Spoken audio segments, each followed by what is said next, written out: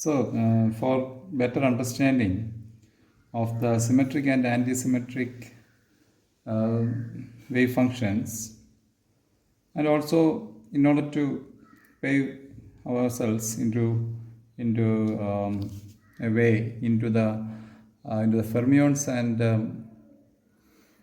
and bosons, a short description on the symmetric and anti-symmetric wave functions are very important. So, in the statistical situations, we are dealing with huge number of particles.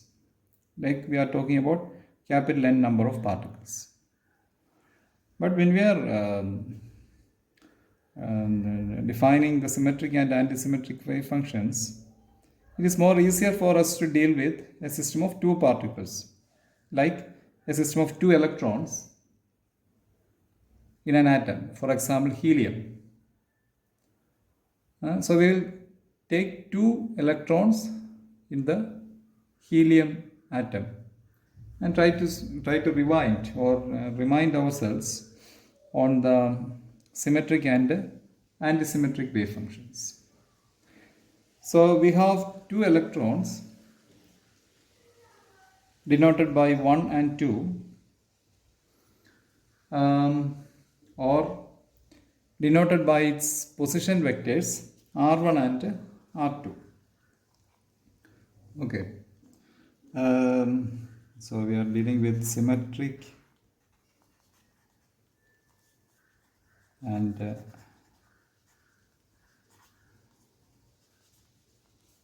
anti-symmetric wave functions. So we have two electrons. Let the first electron represents the position vector r1, and the second electron is represented by the position vector r2. Okay. Which means that, and this electron has to now occupy some kind of a quantum state, and let those quantum states be represented by psi A and psi B, right? What does that mean by? Which means that primarily it just means that we are dealing with two energy states, right? You have A and the B. These are two energy states. So the psi A is the wave function corresponding to the level A, and psi B corresponds to the energy level B. And these two electrons are left to position themselves either in A or the B or together. That's the idea.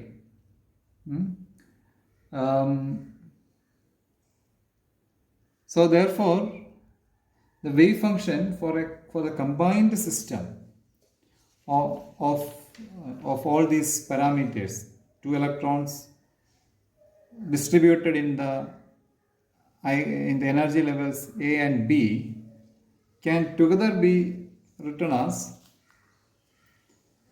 psi of R1, R2 is equal to psi A of R1, psi B of R2. So this is one way in which I can express this one, which means that this expression, let me denote this as equation number 1. This is projecting a situation where I have two energy values, and the particle 1 is over here, and the particle 2 is over here. Sorry, I put it psi B R2. Sorry, I need to say R2. 2, right? And I can always think about a situation in which this particle swap its positions, or they exchange their positions. So this after exchange, I can write the new wave function, the combined wave function, as psi of R2 R1 is equal to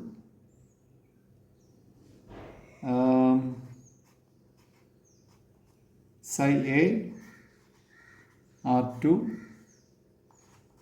psi B R1, right? So this is basically telling me a situation like this: A, B, here I have the second electron, and the bth level I have the first electron.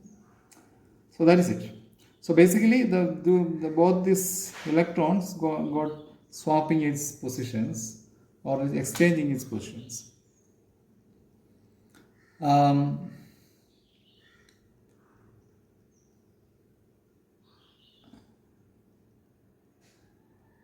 Right. So what do we then do?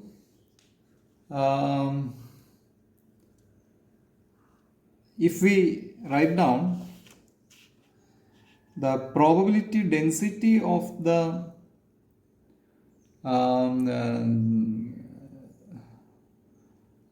the probability density of the situations of this both these cases 1 and the 2, I can write it as psi of psi R1 R2 whole squared is equal to psi R2 R1 whole square, right? So this is one of the conditions which this system has to obey, because the probabilities has to be equal, whether they exchange the position or not. The probabilities has to be equal, because this electron cannot escape anywhere else. Both this electron has to be either in 1 or 2 or together, right? So this is the condition, which means that if this is the situation, then it tells me a possibility that psi of R1 R2 is equal to plus or minus psi of R2 R1. So this is the situation in which I will get this equation 3. If equation 3 has to be satisfied, this is one of the way to do it. Psi of R1 R2 is equal to plus or minus psi of R2 R1. So here basically this plus sign in equation 4 represent symmetric case, and minus in that equation represent anti-symmetric case. So that is how we talk about symmetric and the anti-symmetric case. Which means that I can now write that in the symmetric case, psi of R1 R2 is equal to plus psi of R2 R1, and in the anti-symmetric case, psi of R1 R2 is equal to minus of psi of R2 R1. Right. So that is the point. And this is the case in which this is, so these both the situations are obeyed by two different kinds of particles. So if I denote this as 5 and this is by 6, the equation number 5 represents the so-called bosons, which means that the particles will not exchange will not change sign, will not exchange sign, but will not change sign on exchange or swap. So bosons are such kind of particles. So we just call them bosons because it was Bose who first talked about it. The particles will not exchange sign on exchange. So this is it. So this is psi R1 R2 to psi R2 R1 is basically representing this swapping, right? So if the particles are not changing the sign of the wave function, those class of particles or the elementary particles, we call them as bosons, and this class of particles normally represent the so-called fermions. Which means that those particles will change sign on exchange, right? So that is the situation.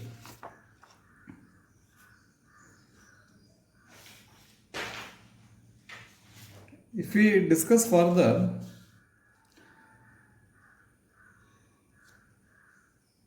here our primary assumption was that both these cases we are talking about electrons, and they are assumed to be indistinguishable. They are identical, right? Now the question is that how will you know if the exchange happened or not, right? This was the preliminary situation, and after some time it got into this situation. But for an observer, how will he know this kind of situation happened or not? Because both these particles, I have denoted here 1 and 2, or I can put a name like Ram and Shyam, but this change in the name does not happen for the electrons because we never named any electron, right? So I don't know who is sitting where. So in that kind of situation, we are forced to write a general kind of solution. Which means that so this equation 1 and equation 2, it is hard for me to write something like this because I don't know if I am sitting in equation 1 or in equation 2. So what we will try to we are forced into an averaging situation, or we have to always project a more general situation because we are not in a position to distinguish between electron 1 and electron 2. So therefore, if I write down a general expression, I can write it as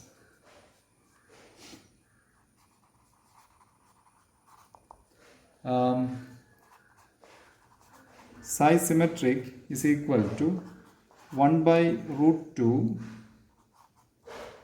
psi r.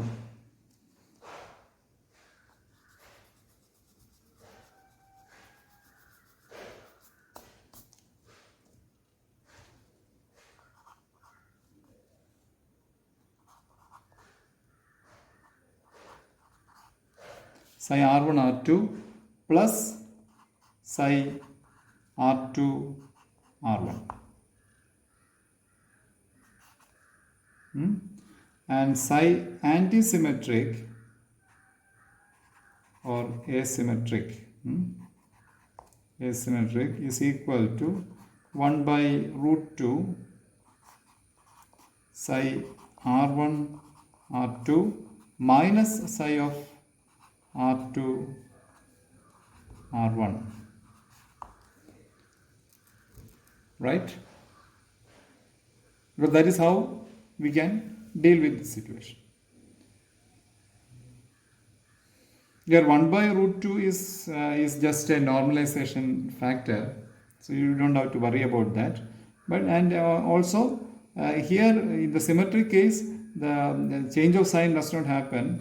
So there you have the plus sign only. Therefore, both these situations, situation 1 and situation 2, has the same sign for the wave functions even after the exchange. So I maintain the plus sign over here, and here in this second situation I conceive a situation where there is a change of sign, therefore I have to put the minus here.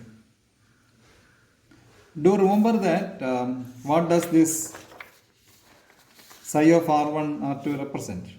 This is actually, it should, you can always write in your own book, rewrite this expression in terms of our equation 1 and equation 2, which means that I can always write psi A R1 psi B R2 plus psi A R2 psi B R1. If you write down that way, because that is the way in which we will be dealing with symmetric and antisymmetric wave functions in our original discussion which we are planning for the statistical mechanics situations, because here this is more a shortened form of the equation 1 and 2, right? So these are the two situations, symmetric and the antisymmetric. Now what happens is that I can always think about a very peculiar situation over here, where imagine this situation. Unlike the earlier diagrams which we have drawn, I have the A and the B here, A level and the B level here. The first electron comes and sits in the level A, and second electron comes and sit in the level B, which means that the level B does not get anything. Level A gets both electron 1 and electron 2. Okay. Therefore, in that kind of a situation, I can write psi of R1 R2 is equal to psi A R1 psi A R2, and psi of R1 R2 psi of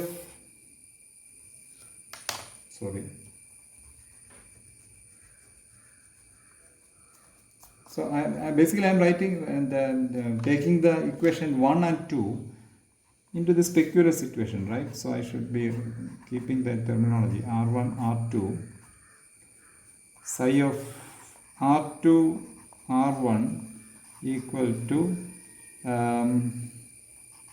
psi A R2 psi A R1, right? Both the electrons which are with the position vectors R1 and R2 both are sitting in the level A. Now you try to evaluate. So let me, this is 7, this is 8, this is 9. Now you try to supply or substitute equation 9 into equation 7. So what will you get basically? So then substitute equation 9 into equation 7. Now you will get into a situation where you have 1 by root 2 into psi A R1 psi A R2 plus psi A R2 psi A R1. Basically it is the same thing, right? And so the psi symmetric will basically 1 by root 2, it's an addition. Both these things together. Or I can simply write it as it will give a finite value. Finite value. Now substitute equation 9 into equation 8. So what will happen there? there I will be subtracting this equation from this one, which will give me 0, which is not possible, right? Which is not possible in most of the cases. Which is, I mean, it is not always possible. So this kind of a situation is projecting into a different kind of classes. So as I told you, the symmetric wave function is actually representing what? The bosons. The symmetric wave functions are representing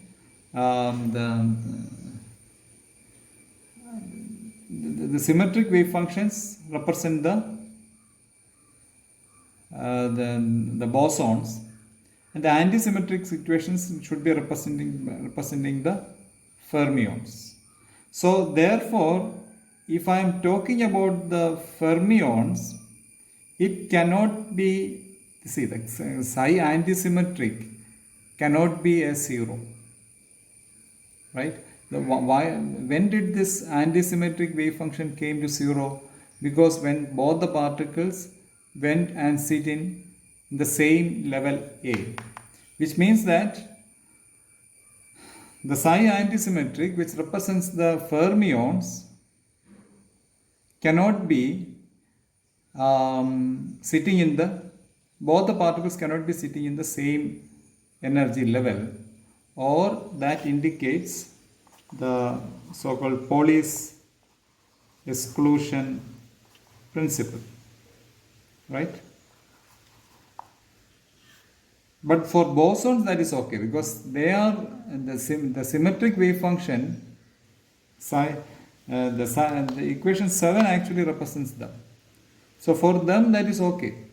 But for the wave function which represents the fermions, this is not a possibility. So that is the case. That is why we tell that as suggested by Pauli's exclusion principle, that for fermions, both the particles cannot be sitting in the same energy level. And you know that.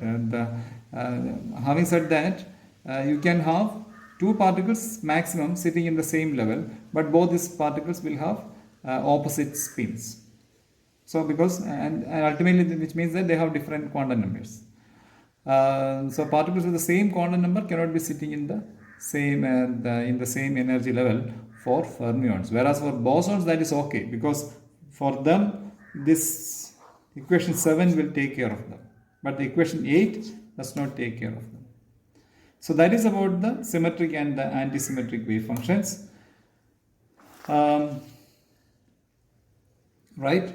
So the symmetric case is represented by the plus, and the antisymmetric case by minus or the negative, while we carry out an exchange or a swapping. So that is the point. Symmetric cases represents is obeyed, or symmetric case denotes bosons, and antisymmetric case denotes the fermions. So that is about the symmetric and antisymmetric wave functions, and that's very much central to the discussion of the whole quantum mechanics and the statistical mechanics discussions. Okay.